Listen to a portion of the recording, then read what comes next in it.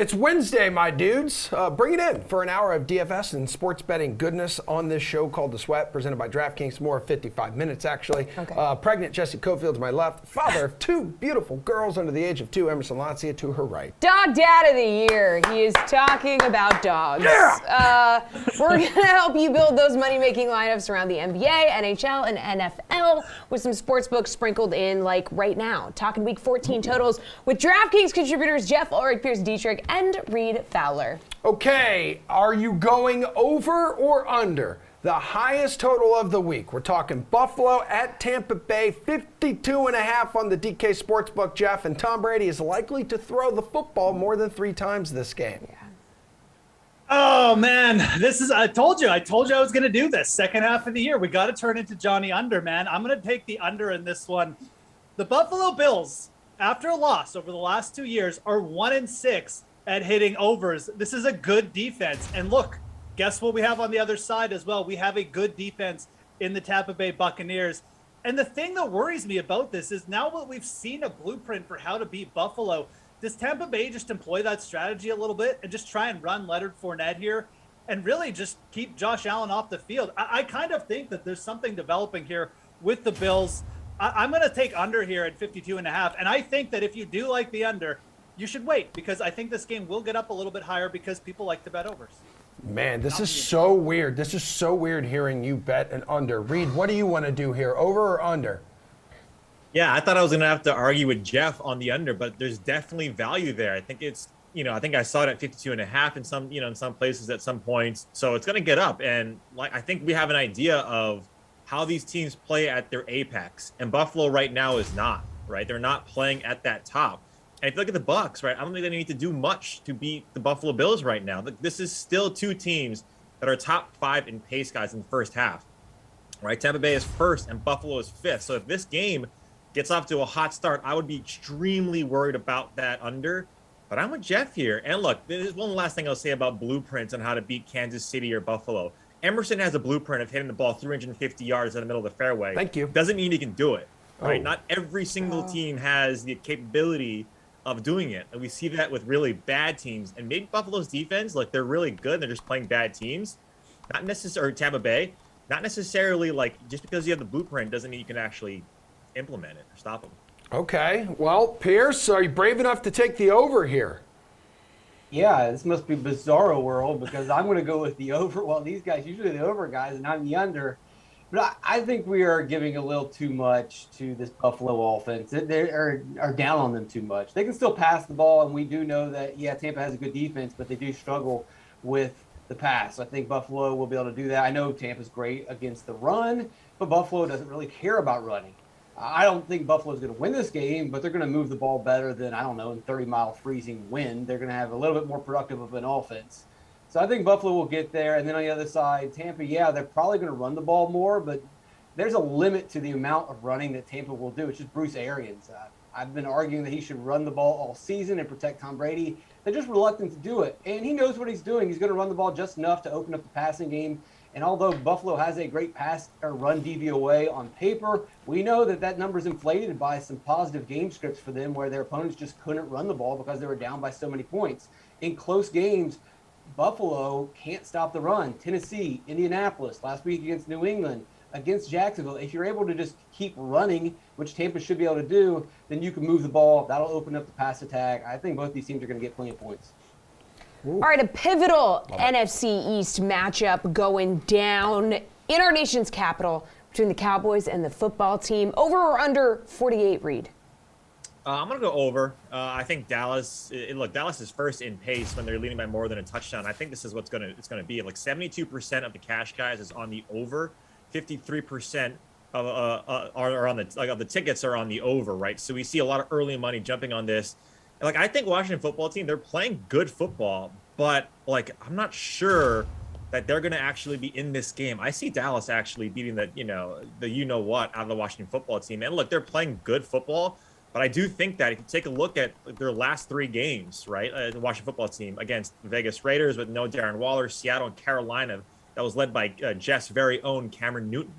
And I don't really think those are really tough tests of football. And now you get Dallas, who's playing extremely good, even though extremely well, even though they have some injuries of their own. I think actually Dallas is going to put up 30-plus points. I do like the over. All right, Pierce, you taking the over in this one?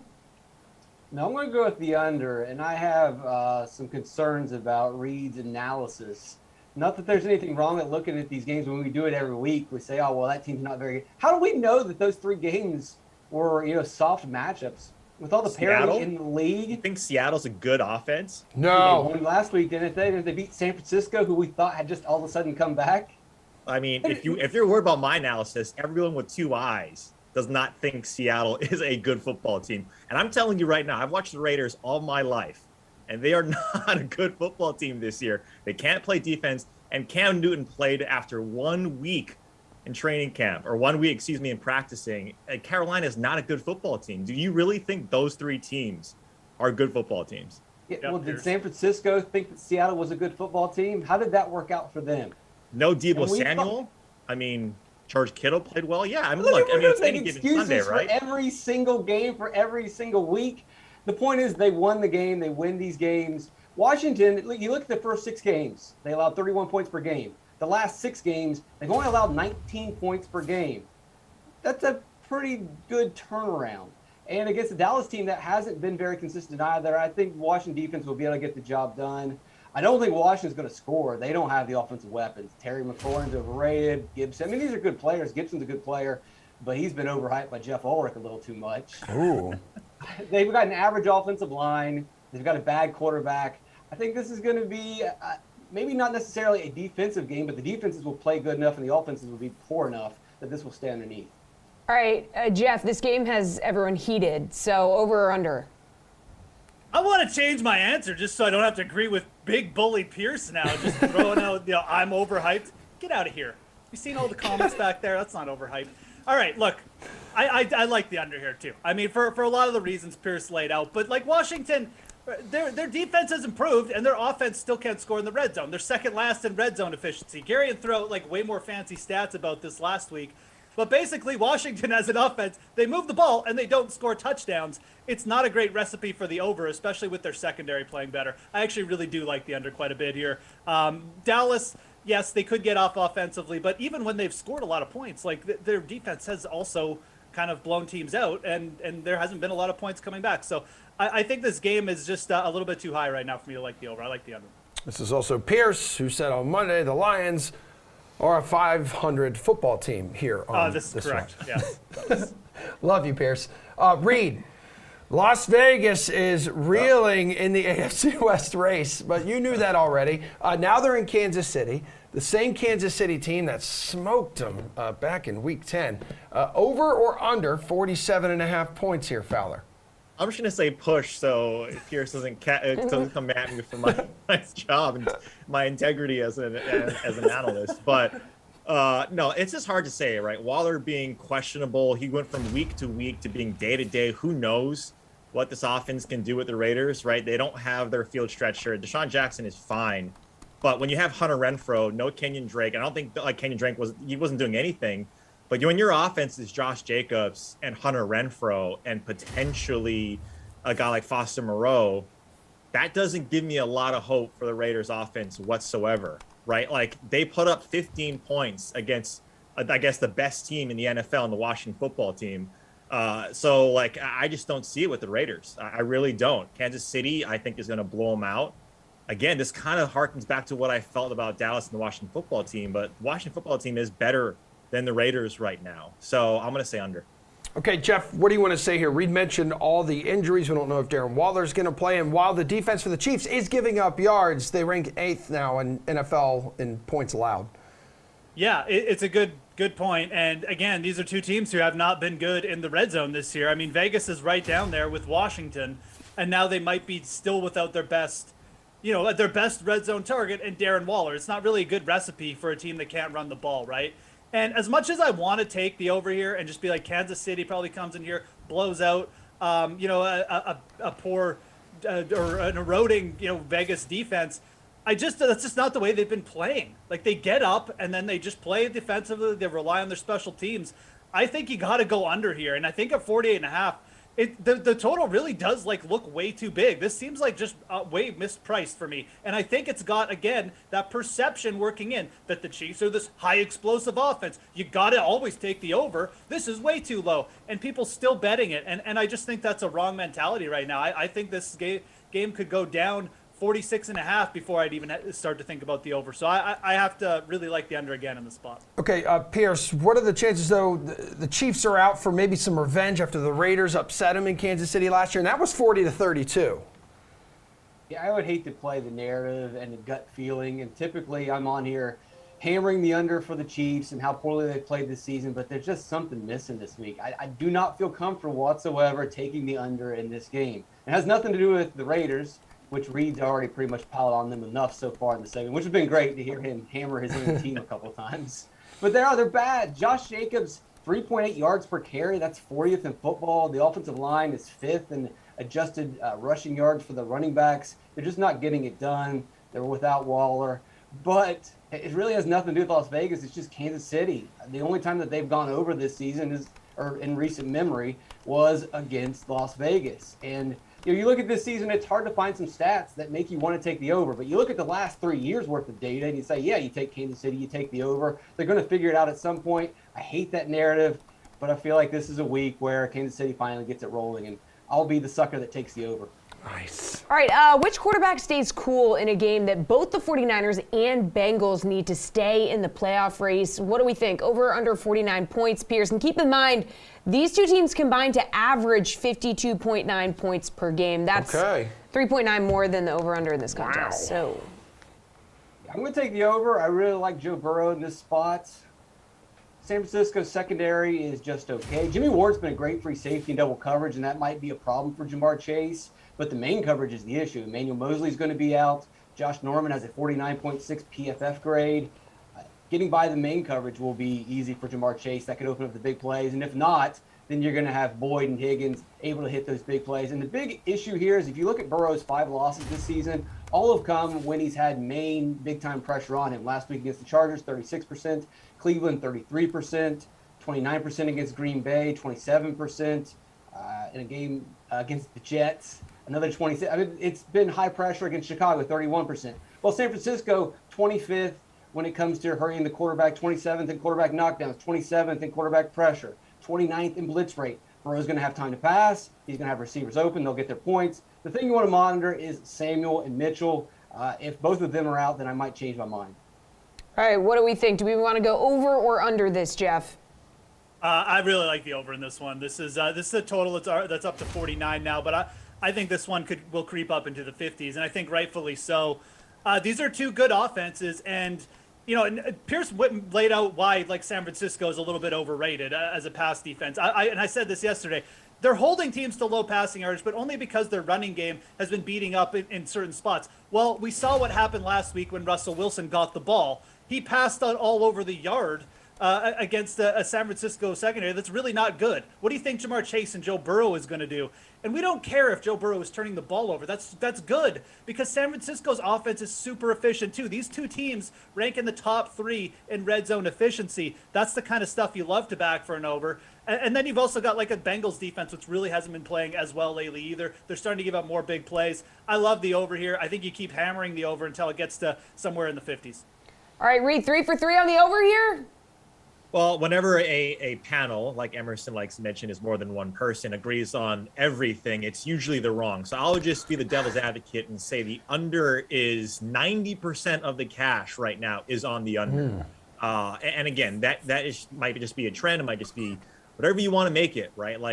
Trends are just meant for colorful analysis. So when you look at that, though, 90% of the cash on the under, that is scary to take the over. And especially if it's creeping up to the 49 to the 50s, talk about both of these teams playing at an extremely slow pace. Even when the 49ers are up by more than 7 points, they're bottom 6, bottom 7.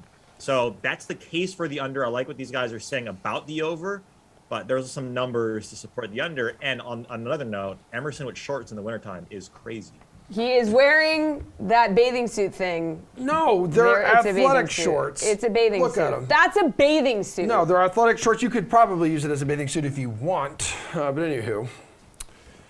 Whatever. Lamar Jackson is in a passing It's slump snowing here. today in Boston, by the way. It's not snowing in Yes, it Boston today. is. And I thrive in this weather. Sweatshirt up top, shorts on the bottom. I walk a couple blocks to work. I feel good. It is snowing, though. This is why I'm in such It's a good snowing mood in today. Boston. Because my legs feel free. Lamar Jackson is in a passing slump. Baker Mayfield has been in one all season. The total for this AFC North clash is currently a disgusting 42 points. Where are you going here, Jeff? I mean, I don't know how you bet the over in this game. I'm actually shocked this total's at 42.5 after what we saw a couple weeks ago and just what we've seen from the Ravens offensively of late. I mean, Lamar Jackson can't stop turning the ball over. And sometimes you think, oh, well, that's great. That's going to lead to more points. Well, you know, Cleveland, I mean, like they can't do anything. And now David Njoku, their leading receiver, has COVID. I mean, again, I'm shocked that this total is still at 42.5. I wanted to come in here and be like some contrarian guy and maybe get like a 38 total, but no, you go under at 42.5. 6 home games this season, Fowler. Cleveland has hit the over twice. 7 road games this season. Baltimore's hit the over just once. Yeah, like, I mean, they're playing the Ravens back to back, right? These teams are playing each other. It's crazy. Like, Cleveland goes on a bye and then they play the Ravens again. This is a low number for a football game, right? And Lamar Jackson, although he's playing extremely like under expectation, he is an MVP type player. And you look, you can't take historical on this one. He threw 4 picks against Cleveland, right? Back to back, basically. And so I'm going to take the over. I'm going to take the over and trust in Lamar. I get that that's going to be a tough one to swallow, and it's probably going to bite me in the you-know-what. But again, when I got Lamar Jackson at close to 40 point total, I'm going to ride that over as much as possible. I mean, Pierce combining for 26 2 weeks ago. You think they can actually get the 42 this time around? I don't. I want to build off what Jeff said. He was looking for a 38. Well, look for some alternative odds and juice this thing up. Go as low as you possibly can. Both these teams have quarterbacks that are struggling. Both these teams have pretty good pass rushes, and we know that a strong pass rush is how you beat Lamar Jackson. You make mistakes, you make him force passes like he did in the first matchup. And then Baker Mayfield is, I guess, a shell. I mean, like Jeff mentioned, if Njoku is your best receiver, I mean, I think Landry will probably have a pretty good game, but that's because Baltimore's just going to give it to him. They'll give him those 10-yard, all right, you can have a little 5-yard catch here. He had, 6 catches for 100 yards in the first game. Didn't really help them out too much. And really, the only way this thing goes over is if Lamar just has this explosive breakout game, which I just don't see coming, or if Nick Chubb just runs all over this team, which that probably won't happen either. Baltimore has a good run defense. I'll take the under.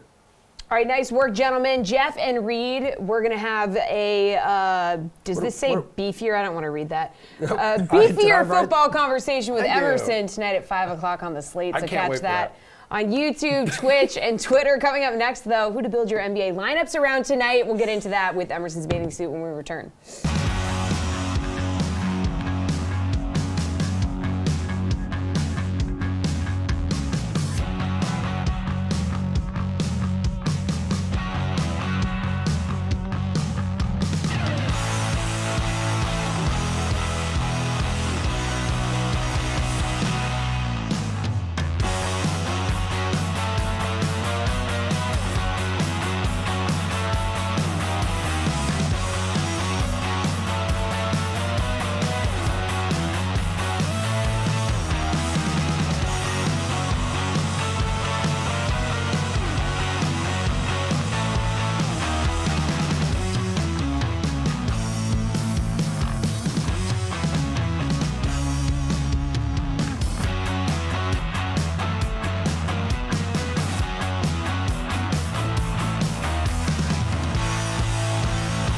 Welcome back to The Sweat. Jessie Coffield, Emerson Lotzia, joined by DraftKings contributors Gary and Thorne and Nick Fryer for NBA Building Blocks.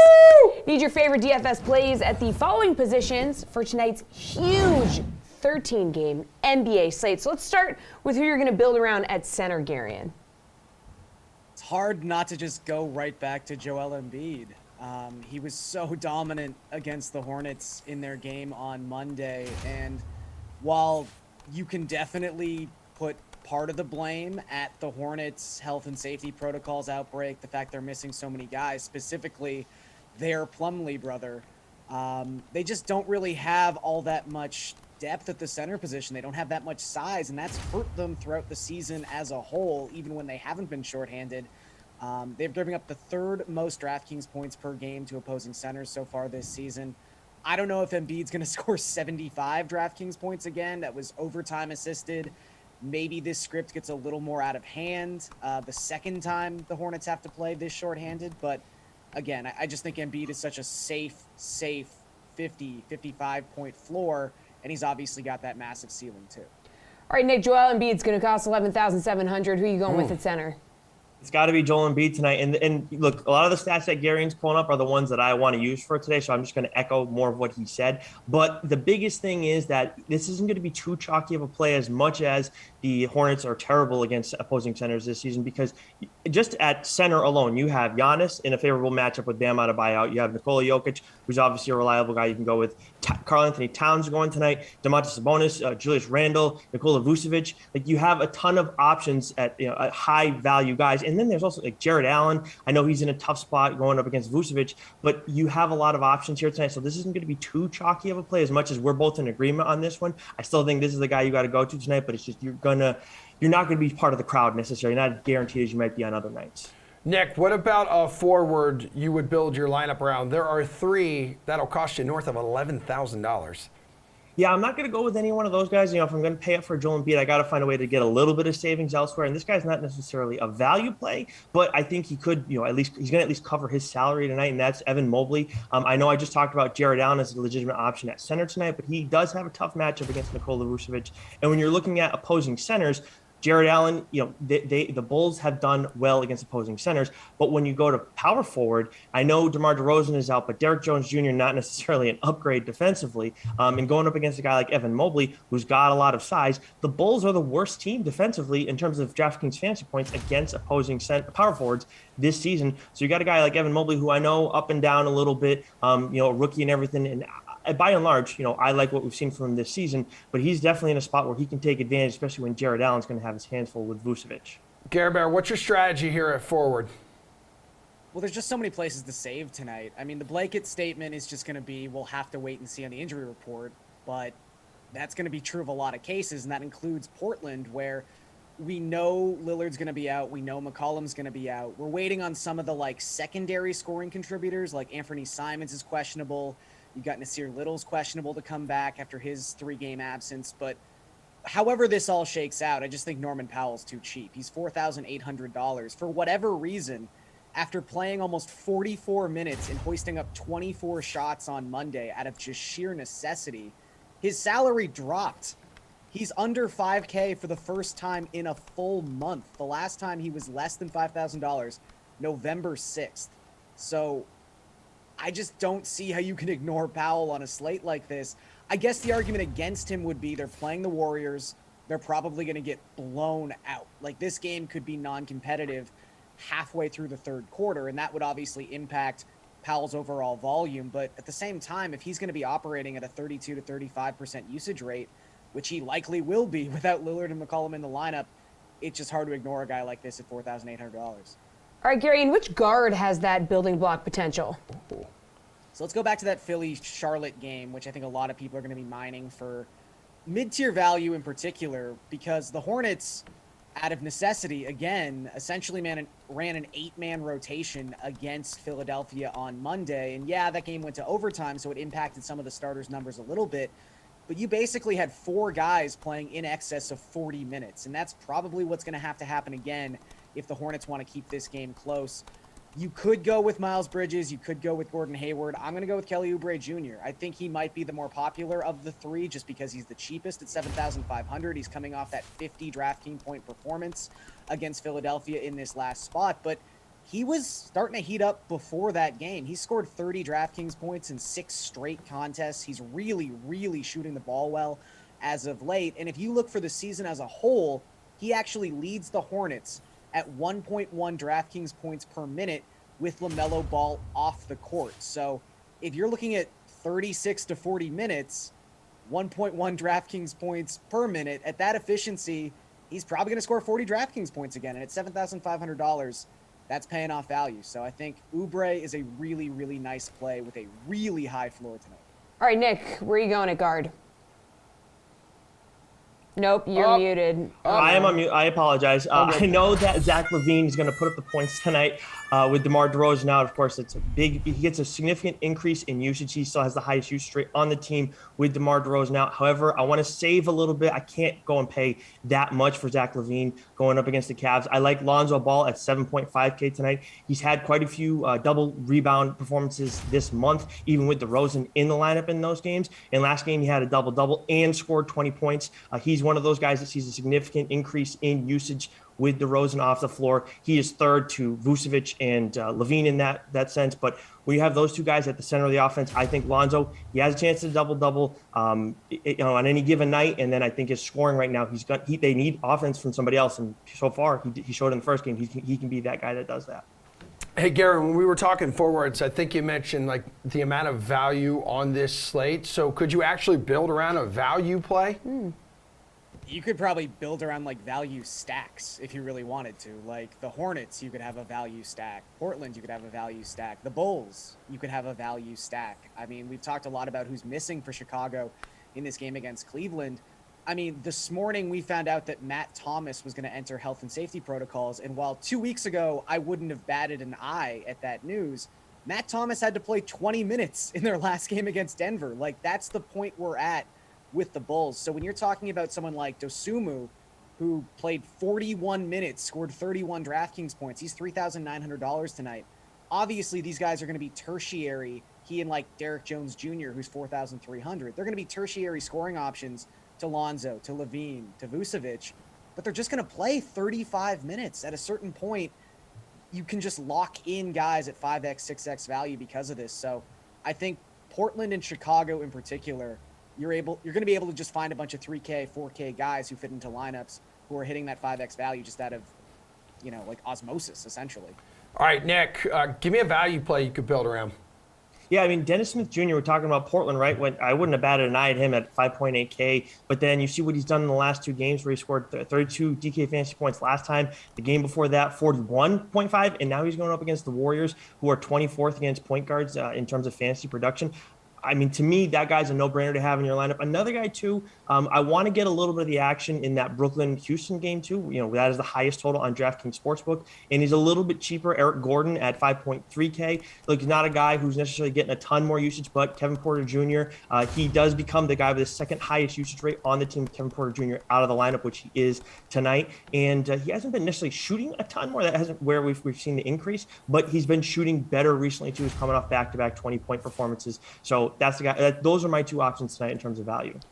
All right, let's wrap up here by switching things over to the DK Sportsbook, getting your favorite bet available tonight. Gary, and where are you going? I'm going to take the under in the Raptors-Thunder game. This is just a battle of two underwhelming offenses. It's a low number. It's only 207. But when you look at what the Raptors have done so far in December, they've held opponents to under 100 points in 3 straight games. They've only scored more than 100 points once in their last 5 games. And they are moving at a glacial pace. They are only averaging 91 possessions per 48 minutes so far in the month. That is like 1995 style basketball. You've got a Thunder team that comes into this contest dead last in basketball in 3-point shooting percentage. I just don't know how either of these teams go off for like 115 points and ruin this bet. I think this is a 103-92 final. With either the Thunder or the Raptors winning, honestly, it doesn't matter. It's just not going over this number. All right, Nick, what's your favorite bet available on the DK Sportsbook tonight?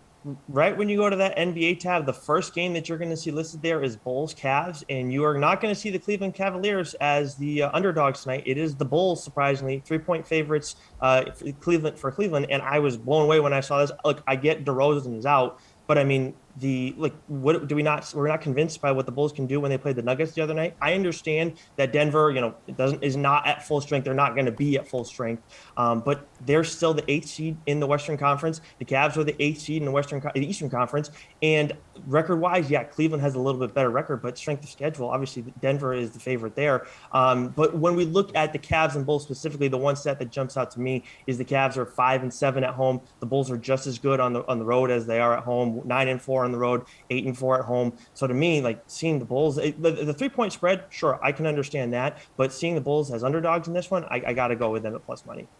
All right, Gary and Nick, good stuff, dudes. Appreciate it. We'll kind of do that thing that we just did coming up after this break, but on the ice with our hockey bros.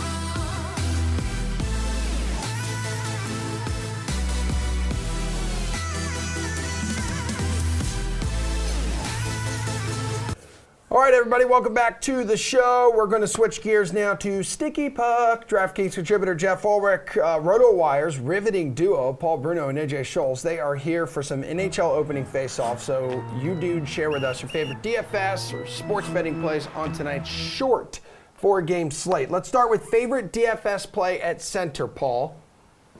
Well, you got to consider Nate McKinnon, one of the top talents in the league. Anytime he suits up, and tonight's one of those times. He comes into the game against the Rangers with 15 points in his last 10 starts. Both clubs are among the hottest teams in the league at the moment, and their offenses are on fire. I look for the teams to trade chances, and that should allow McKinnon to have a big night. He'll cost you $9,000. If that's too rich for you, consider Rupe Hintz leading a Stars team that'll be looking for its 8th straight win tonight in Vegas. He has 10 goals and 3 assists in his last 10 starts. This game profiles the same as the Avs and Rangers, making Hintz a solid play at $6,700 if you want to save money and still get a strong option here. I mean, AJ, hot diggity damn, after McKinnon, $9,000, then it's a huge gap between him and Bergeron. Well, Paul's got the right team, but the wrong player. It's Nazem Kadri that you want to look at on Colorado because he is so much cheaper at just $6,900 here. He's scored a point in all but one of his last 15 games for a total of 9 goals, 12 helpers. And perhaps most importantly, 12 of those points have come with the man advantage. As I said, $2,100 less than McKinnon, but just as productive. And it's a good discount to be able to get a share of that Avs power play that is converting at 24.1%. All right, Jeff, what's your strategy here? Only 4 games. Yeah, and all of them seem to have like quite a bit potential. I mean, obviously Colorado not good defensively. You got Philly, New Jersey going up, but I think that also might lead to the Boston Bruins top line being overlooked. I love Patrice Bergeron. He's averaging nearly 5 shots on goal per game. And I mean, again, like the Boston offense hasn't been as good as some of these other teams on the slate, but we know what the Boston top line can do. You know, with Marchand or not, it's not really, it's not a line you're going to hold down forever. I mean, it's just the matchup is too good here too against Vancouver. I get that they had the bounce back game with the switch in head coach. I don't personally think it's going to last for too long, and I think this is just a huge mismatch with the Boston Bruins first line going up against, you know, what the Canucks roll out on defense. So I think with the huge gap between McKinnon and Bergeron, you're completely fine and justified to skip Nate tonight and maybe pay down for Bergeron and maybe like one of Hintz and Kadri as well. All right, let's talk about your favorite DFS play at wing, AJ. Where are you going? Well, I'm going to stick with Colorado, New York, but I'm going to look at the Rangers and Artemi Panarin at $6,400 tonight. Second most expensive winger on the board, but the goaltending has been really suspect in Colorado with Darcy Kemper out. And Panarin has 4 goals in as many games, plus another 5 assists. I just keep riding the hot hand here, especially when you don't have to pay up over $6,000 for him. In theory, tough schedule spot. New York playing its second game in consecutive nights, but hey, you do you. Mm-hmm. Jeff, what do we think? Favorite DFS play at wing? Yeah, so at wing tonight, I mean, you can almost pay up for every center we mentioned because I think there's so much value at wing, mainly in this Philly, New Jersey game where there's just 2 brutal defensive teams going at each other. And the Philly wingers specifically are ridiculously cheap here. I mean, you got Morgan Frost at $2,800. You've got Travis Konecny, who's been a little bit cold at $3,700, but both these guys are getting top 6 minutes, top power play minutes as well. I expect at least one of them to get on the board here against a New Jersey penalty kill that's been bad all year. Their goaltending has been terrible lately. And again, I mean, the goals just seem like they're going to flow here because I don't think there's going to be much defense played. I like Konecki at 3,700, but if you need a punt play, Morgan Frost is more than doable. I just think that, again, when you're constructing lineups, you should really be looking at this game in particular for value at wing. All right, Paul, favorite DFS play at wing? Well, I'll give you a high, mid, and low. The high rated guy is David Pasternak. We made the case already. The Boston-Vancouver game, Jeff's right on. It's a mismatch. So he looks like the best pick among the top wingers because he's back to a usual scoring pace with 9 points in his last 10 games. And that should mean big trouble for the Canucks, who are trying to turn their season around. He'll cost $8,200.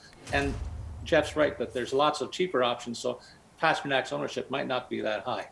If you're looking for a mid-range guy, I'm surprised at Mark Stone's price at $5,100 for the captain of the Golden Knights, their first-line winger. So I gladly include him. He has 9 points in his last 10 starts, and he's going to be in my lineup for sure. If you're looking for a hot stick among the lower end of the winger board, I recommend Valeri Nichushkin of the Stars, who has 6 goals and 9 points in his last 10 games. He's priced at only $3,900 tonight. Jeff, back on the blue line, who stands out to you?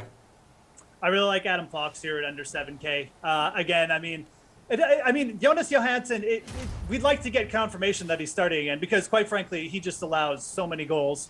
And this game just has the makings of like another 6-5 game here with Georgiev also being in net on the other side. But, I mean, this Colorado penalty kill, like regardless of who starts in net, it's 8th worst in the league right now. I mean, Fox is producing maybe not quite at the rate as like Kale Mccarran, but it's pretty darn close right now, especially over his last 7 or 8 games. I think this is a spot where the Rangers power play comes to life a little bit. And again, it's really just more of a price thing.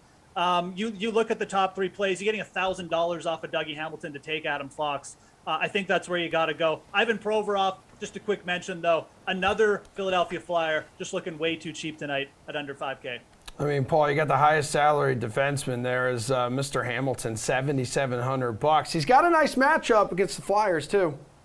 Well, I'm going to go a tick under him and look at Kale McCarran, the leading goal scorer among all defensemen. Emerson, he's the first defenseman on a 40-goal scoring pace in the last 20 years.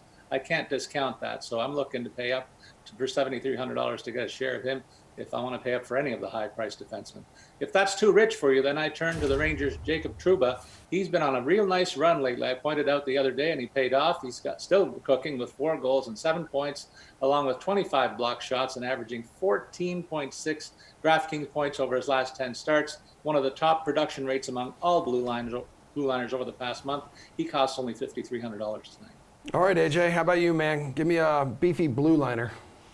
Well, normally I'd be right with these guys, Adam Fox, Kale McCarran, and really I don't think there's a bad choice there, but I do think I'm going to pay up for Dougie Hamilton in this one. Like, yes, most expensive defenseman on the board.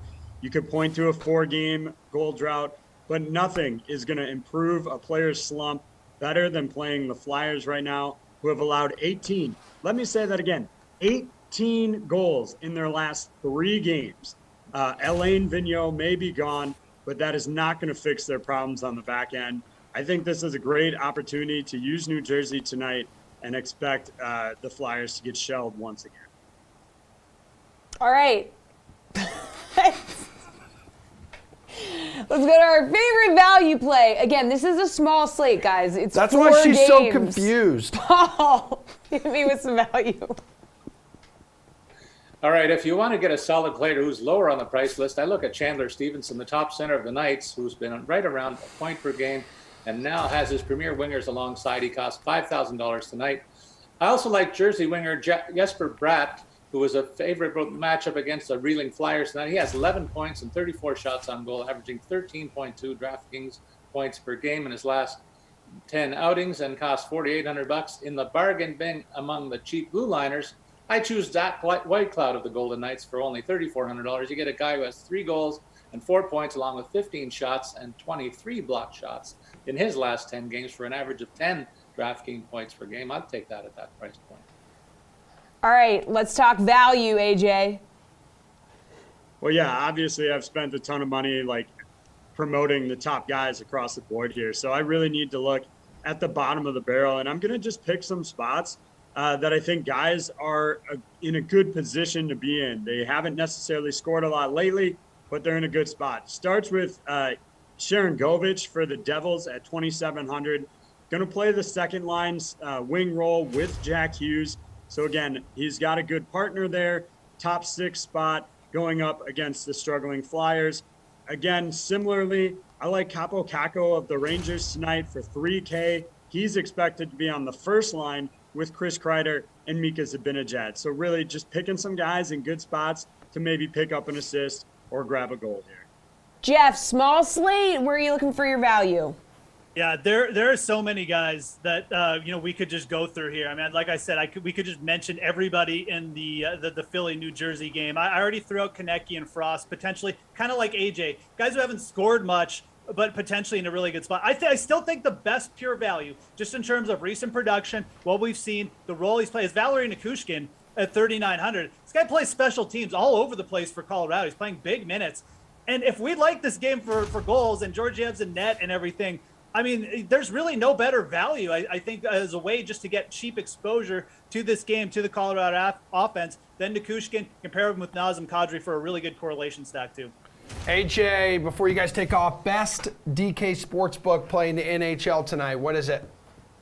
Well, my absolute favorite is the Avs Rangers alternate line to move to 6.5 to get plus 105 value, but I'll double down on Panarin and him getting a goal at plus 205 tonight as well. Paul? I love that call. I mentioned the two prolific offenses that'll be trading blows in that game. Throw in the fact that both are facing backup goalies tonight. So I head over to the same alternate total goals prop. Go all the way up to 7.5 total goals for a 250 payoff when it goes over that line as well. I noted earlier that I like the matchup for David Pasternak in Vancouver. In fact, I like it for the Bruins. Jeff touched on it, and I'm right alongside that. I'm going to go for a parlay here, over 5.5 and Pasternak goal for a 225 payoff. Jeff with a G. So again, I mean, I think if you're into goal props, you really need to look at this New Jersey Philly game. There's just so many players down, and you got to go down there. But I think Kevin Hayes is the guy that offers you the best value. He's back, second line role, power play exposure. He's a 20-goal guy. I mean, and he's plus 340 against one of the weakest defensive teams in the league. Kevin Hayes to score a goal, I think, gives you good value for that game. All right, good stuff, guys. We're going to bring it home with some DFS chase or fade around the NFL right after this quick break.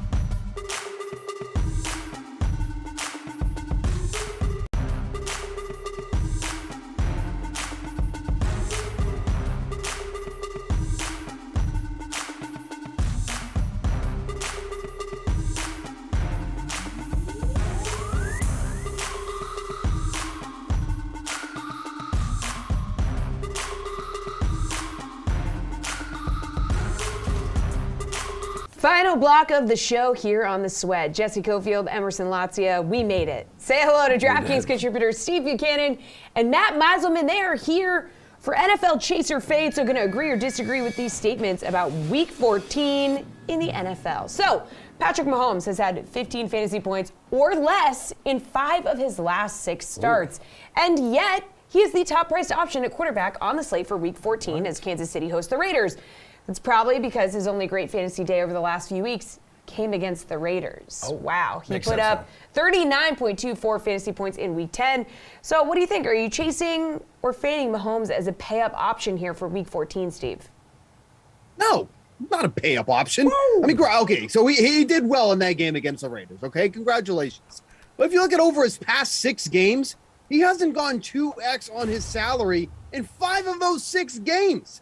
And in that game, when he was facing the Raiders, he was $800 cheaper. Now, he had one of his best games of the season against this secondary, so I get it. You might want to do that there. But at the rate that he's been playing, he just hasn't been efficient enough to justify this salary. Like, he's hardly completing over 50% of his passes over that same span. So the matchup is fine. I get it. People are still going to pay up for Patrick Mahomes. But at 8,000, which is one of the highest he's seen all season long, with the way he's been performing, no thanks. Are you passing, Matt? So I actually do think he deserves to be the most expensive quarterback, but I don't think it's worth paying up for it. And the problem is just the rest of the Chiefs are also so expensive. Part of what's happened recently is the Chiefs' defense has played well enough where Mahomes really has not needed to do that much. But if you want to stack Mahomes with Hill or Kelsey, it's just a lot more expensive than some other quarterbacks. So I think in a vacuum, Mahomes would be my bet for the most fantasy points, but it's easier to stack Josh Allen. It's easier to stack Tom Brady, and it's a lot easier to stack Justin Herbert this week, who's going to have a much cheaper group of players around him with Keenan Allen out of the lineup. So I think for stack choices, I'd rather just pick a different quarterback. Dude, a lot of people could be looking to the Bucs here for a little stack because Leonard Fournette is known for his bruising running style. We just saw what the Patriots did against the Bills. But he's also turned into quite the pass catcher. At least 6 receptions in each of the last 4 games. Faces that Buffalo team who only faced 3 pass attempts against the Patriots. Just 3. It's pretty safe to say Tampa Bay will probably air it out just a wee bit more on Sunday. So chase your fade for me here, Matt. Another big day in the passing game for Fournette. This is a hard one. So I think there is a real trend where Fournette is a little more involved in the passing game. I think it is a little bit of a real thing. Like they've seen the results that they've been good from him over the last handful of weeks, and Giovanni Bernard has been a little less of a factor. Earlier in the season, he was kind of the passing down guy. Fournette, I think, has taken a little bit of that role. But I don't know that makes him such a great DFS play despite that, because I think this is going on with a lot of running backs right now. And in the other cases, it's due to injuries. So we have Kenyon Drake is injured. Jalen Richard is injured on the Raiders too. So Josh Jacobs is taking on more of a passing role. Austin Eckler may take more of a pass catching role too with Keenan Allen out. And then we have Antonio Gibson with J.D. McKissick out. So I think a lot of running backs are moving in this direction where there's just for a bunch of different reasons, there's a lot of starting running backs who are becoming more of a receiving option too. Fournette is one of them, but I think there's a lot of guys like this. So he doesn't necessarily stand out from the group that way. Hey, Steven, we're talking 28 passes he's caught on 31 targets in his past 4 games. Yeah, it's wild. And in that span, he's seen at least 16% of the overall target share in 3 of those games, and then 23% or more in 2 of those games. Like, he's been a real option for Tom Brady in this offense. And now we're talking about a Buccaneers team that passes more than any other team in the league. And the Patriots kind of show that you can run against this team. We've seen 2 teams now that can run against this team or do whatever they want to do with running backs in this game. The other thing is, too, is that there's a lot of banged up running backs on this slate. Like, look at the top of the list here. Eckler, Kamara, Mixon, all coming in with a questionable tag, all dealing with injuries in this one. So I have no problem paying up for Leonard Fournette in this spot against the Buffalo Bills. I think this is going to be a lot of offense in this game. The Bills desperately need a win in this game, and the Buccaneers just continue to roll. So I think there's going to be a lot of opportunities for Fournette in this game. I like him to continue that role as a primary passing down back. All right, well, despite a 4-game winning streak for the Washington football team, Terry McLaurin has not been much of a factor in the offense. So he has just 1 game with 20-plus fantasy points over his last 5. But this week, Washington takes on a Dallas defense that has given up the 6th most passing yards in the NFL this season. So chase or fade, this is the week McLaurin breaks out, Steve. Yeah, he's still a little too expensive for my liking, but the matchup bodes well for him going up against Trayvon Diggs. We've heard Diggs a lot during this season about how many interceptions that he's grabbed. He's been an absolute machine. He has 9 on the season.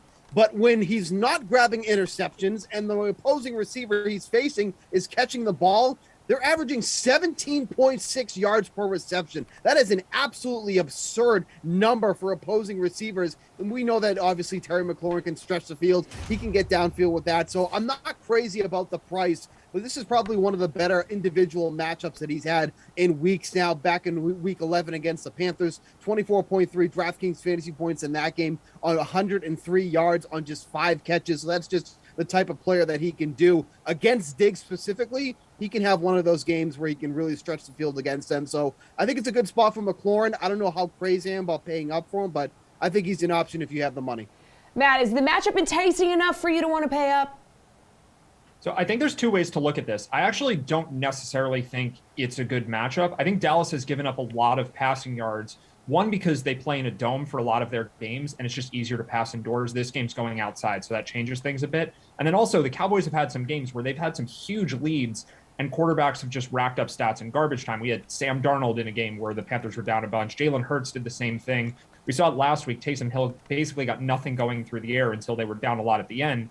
But there were also a lot of interceptions, and the Cowboys have been good at that. So to me, it's just like a high variance spot where McLaurin is definitely not safe. I could definitely see him having a really bad day. But like Steve said, I think there is potential for a big play here. So I think if you're playing in some big tournaments, McLaurin is worth a shot. But if I had to guess, he probably doesn't have a good game. Well, this past week, too, guys, a lot of people were burned by very cheap options at tight end. Let's see. James O'Shaughnessy, Foster Moreau, they were both elevated in the starting role, so we are definitely looking at them, but we forgive O'Shaughnessy because he doesn't really have a head coach there in Jacksonville. So maybe it's time to pay up at the position. George Kittle here, Steven, had a monster game on Sunday against Seattle. He racked up more than 42 DraftKings fantasy points. He's 6,900 this week against the Bengals.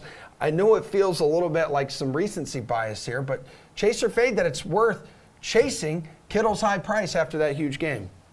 No, because I think the ownership is going to follow him there. I'm more than prepared to pay down at tight end again this week. I think there's some really good options down there, like Gerald Everett for the Seattle Seahawks. He's been getting so involved in that offense. I mean, he's seen 6 targets or more in 3 of his 4 last games. Evan Ingram's seen at least 5 targets in over his last 3 games. And then you have guys like Austin Hooper in a great matchup against the Baltimore Ravens, one of the worst teams in the league at defending against opposing tight ends. Even Nick Vanette's getting a little more looks now with the amount of injuries that the Saints have been dealing with. So there's a lot of guys in that mid 3,500 to 3K range that I think are extremely viable options. They're not going to get you 40 DraftKings fantasy points or anything like that, but they should be able to give you enough to pay back their salary, because there's going to be other positions I want to be paying up for. We talked about the quarterback position. We talked about guys like Leonard Fournette. So I think paying down at tight end is once again going to be the option this week. Yeah, Maddie, I feel like, though, there's never anything wrong with like banking on one of the game's top tight ends, and I know how bad the Bengals are. Give up like second most fantasy points to them. Yeah, I think the injuries are going to dictate a lot of what I think here. So part of what happened last week is Deebo Samuel didn't play against the Seahawks, and George Kittle has to take on a much larger role. I mean, we've seen Deebo this year basically do everything for the 49ers, whether it's being a running back or catching passes over the middle or catching the ball downfield.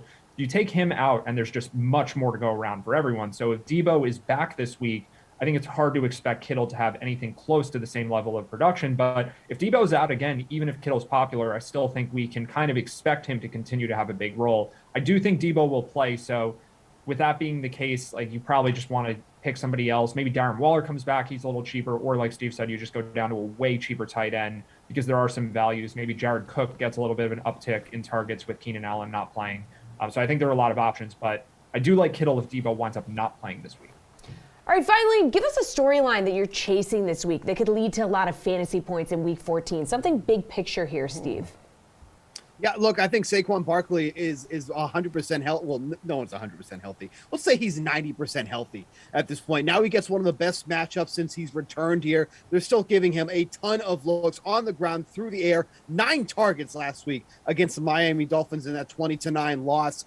The Chargers are not a good team against the run. They're not a good team at defending running backs who can catch out of the backfield. That's exactly what Saquon Barkley is. He's looked good over his past couple of games, whether it's through the air or on the ground. Averaged 5 yards per carry last week against the Dolphins on just 11 carries, but obviously the game script didn't allow them to run the ball. They will be able to run the ball this week against the Chargers, and with the number of injuries that they're dealing with, who's that quarterback this week? Jake Fromm? He's just going to be handing off the ball 50 times. Give me Saquon Barkley, 6K. Too cheap for this matchup.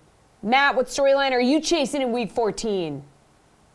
I've mentioned it a couple times already, but Keenan Allen being out due to COVID protocols, assuming that he doesn't make it back for this game, is a huge deal for fantasy implications for a lot of the Chargers receivers, for Jared Cook at tight end, but for Austin Eckler at running back. I think that the fact that he's the most expensive running back this week and that he also has a questionable tag is going to cause some people to shy away. But the injury status for him is that he's just kind of banged up. And that's true of just about everybody at this point in the season. I don't think there's anything especially wrong with Eckler that other guys aren't dealing with.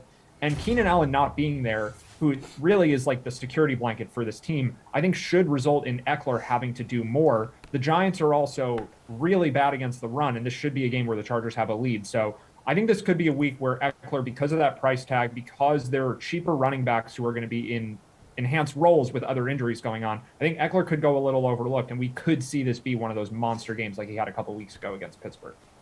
Guys, good stuff. Thanks for the help. That's a show, everybody. We will be back tomorrow morning at 11 o'clock Eastern time here.